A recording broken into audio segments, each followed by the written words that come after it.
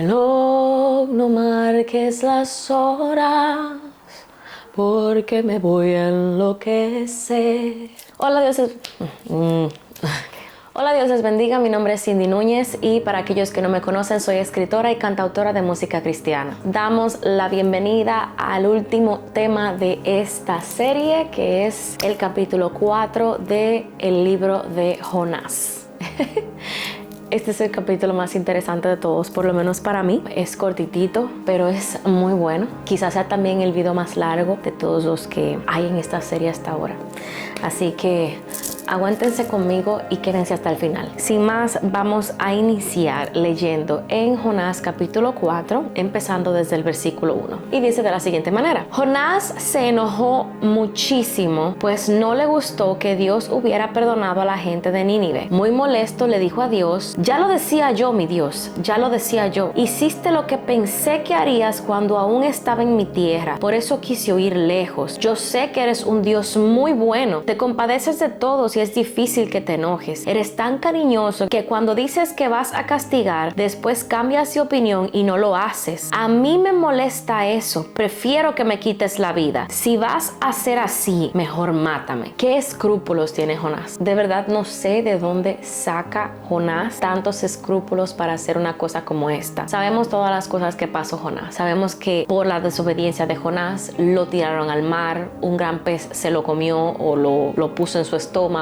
Duró 3 días y 3 noches allá adentro. Al final de la jornada fue que él vino a pedir ayuda al Señor. En el video anterior, creo que fue en el capítulo número 2, donde hablé de las miles de razones por las cuales Jonás quizás pudo esperar hasta los 3 días para pedirle ayuda al Señor. Podemos ver varias cosas en esta actitud de Jonás, y una de ellas es que Jonás conoce a Dios. Otra es que Jonás definitivamente es rebelde. Es una persona bastante malagradecida también, porque no ve la misericordia de Dios sobre su vida y lo bueno que Dios ha sido como para respetar la voluntad de Dios sobre las cosas, sobre la gente, incluso sobre su propia vida. Dios no quiso matarlo, básicamente preservó su vida para que aún así hiciera su voluntad. Y vamos a continuar en el versículo 4, donde dice: Dios le preguntó a Jonás: ¿qué razón tienes para enojarte así? Vamos a tomar una pequeña pausa y vamos a hablar de algunas cositas que yo veo aquí. Ay, Dios mío, Padre Celestial, Jonás tiene que estar loco. Jonás hace como quien dice una enramada para cubrirse del sol. Él quiere sentarse a ver lo que le va a suceder al pueblo de Nínive. Él todavía tenía la fe y la esperanza de que la ciudad iba a ser destruida. O sea, él se sentó ahí a ver qué iba a suceder. ¿Quién sabe por cuánto tiempo?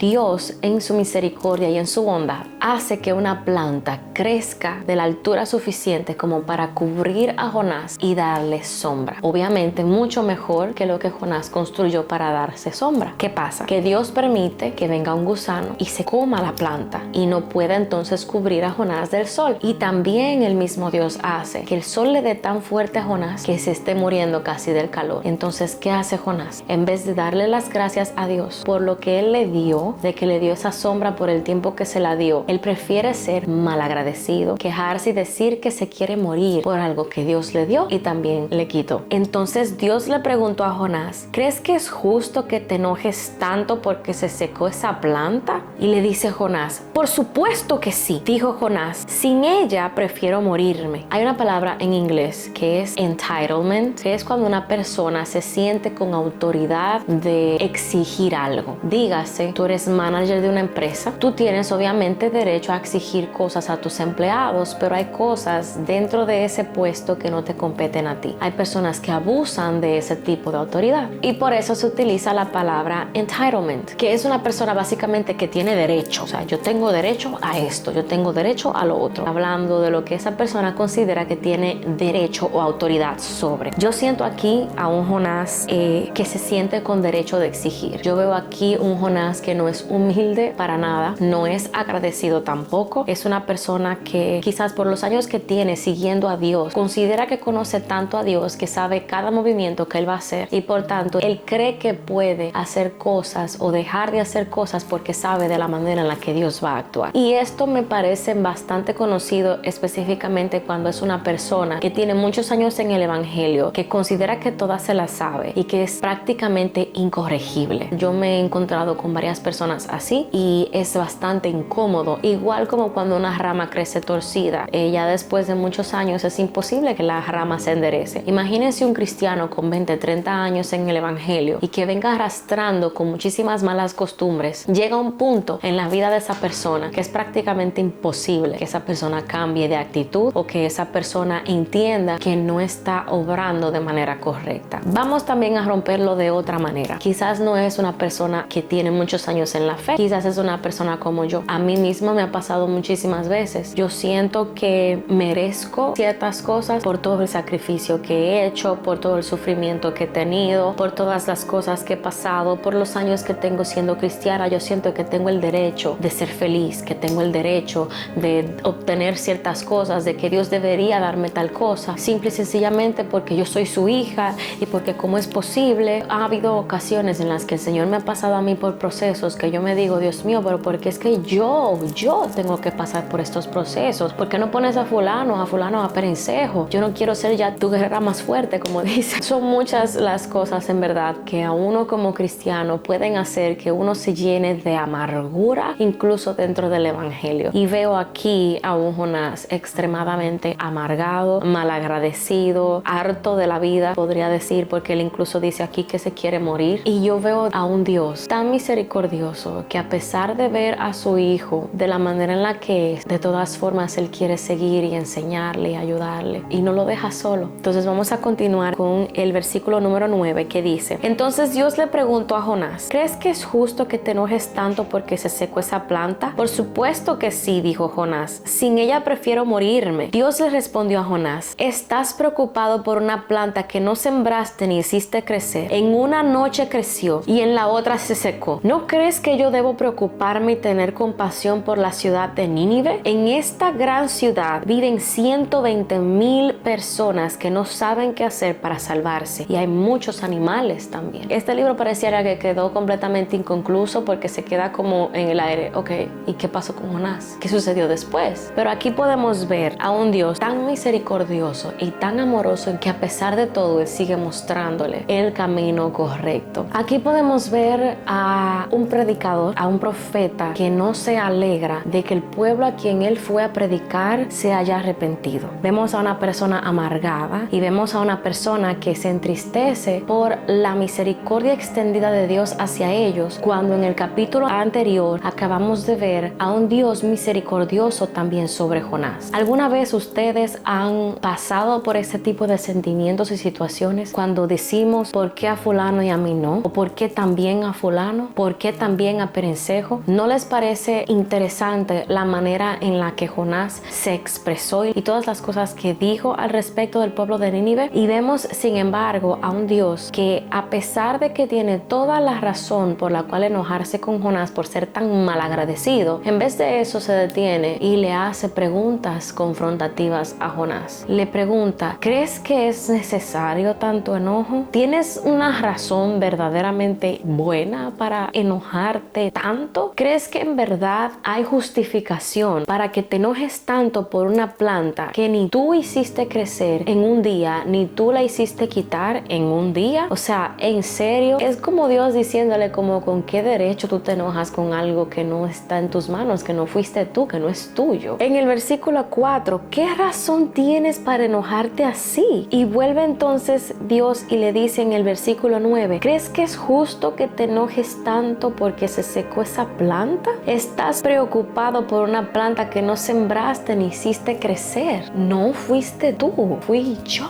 Entonces vemos también que en el único momento en estos 4 capítulos donde Jonás estuvo verdaderamente feliz fue cuando Dios hizo crecer esa pequeña rama para que le diera sombra a él. Él estaba complacido de que Dios por fin hiciera algo por él y no por otras personas. Entonces este comportamiento de Jonás que vemos aquí es egoísta, es mezquino. Incluso la felicidad de Jonás era como si fuera una felicidad carnal, porque no se percató de que Jehová le salvó salvó la vida, no dejó que se ahogara en el mar, no dejó que se muriera dentro de ese pez, sino que lo sacó de ahí y lo hizo hacer su voluntad. Pero como eso no tenía que ver necesariamente con él, sino que era para hacer el bien a otros, entonces Jonás no estaba feliz porque él no era el centro de atención. Él estaba siendo un simple siervo, estaba siendo un instrumento para Dios, para llevar salvación a gente que él detestaba con todo su corazón. Otra cosa que podemos observar aquí es que Jonás estaba esperando que el arrepentimiento de Nínive no fuera genuino y que en algún momento ellos volvieran a sus malos pasos, y se enramaba básicamente para esperar que eso aconteciera. ¿Qué corazón tenía Jonás? Oh Dios.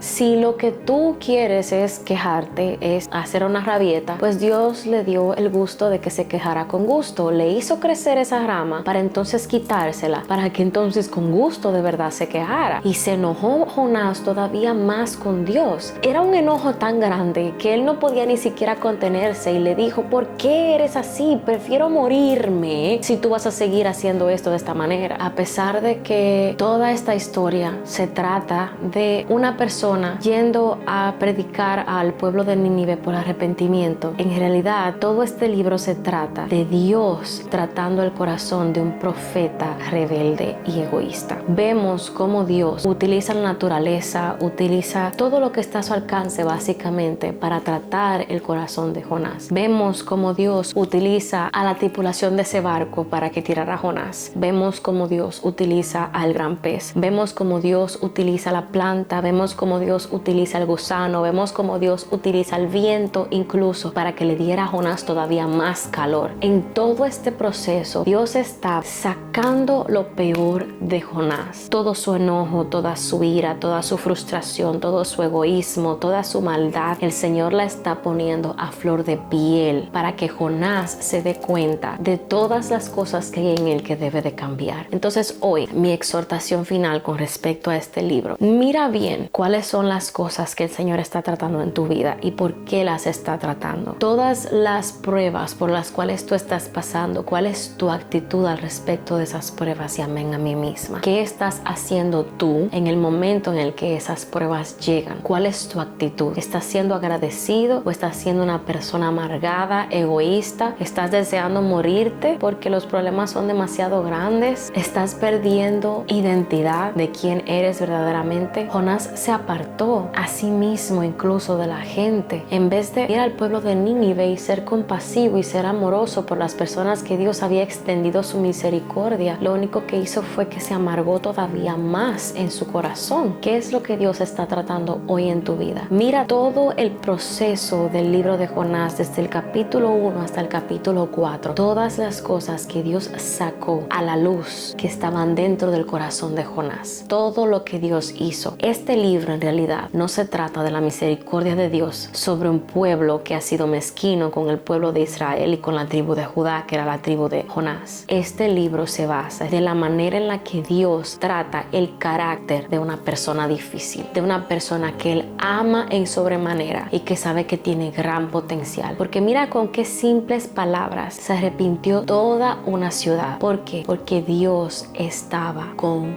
Jonás. Dios estaba con Jonás y Jonás no vio eso y no lo disfrutó y no lo aprovechó, no lo vio. En el único momento en el que Jonás estuvo feliz en toda esta escritura fue cuando las cosas se trataban solamente de él y no de otros.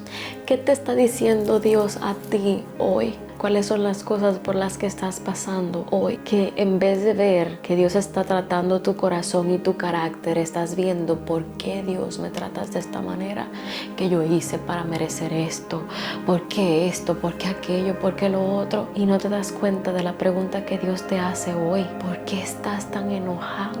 ¿Qué razón tienes para enojarte así? Dios es extraordinario, en verdad que sí. Y Él va a usar todas las maneras y todos los recursos que tenga en sus manos para transformarte a ti, cueste lo que le cueste y te cueste a ti lo que te cueste. No seas como Jonás. No permitas que las cosas lleguen a un nivel tan alto de dolor para ti que tú lo único que hagas sea hundirte cada vez más. Sé humilde y mira las cosas hermosas que el Señor ha puesto puesto a tu alrededor, que Él está contigo, su favor, su gracia está sobre ti. Espero que esta serie haya sido de gran bendición para sus vidas, así como lo ha sido para la mía. Créanme que ha sido de bastante retrospección para mí. Sin más, me despido, que el Señor los bendiga grandemente y hasta la próxima.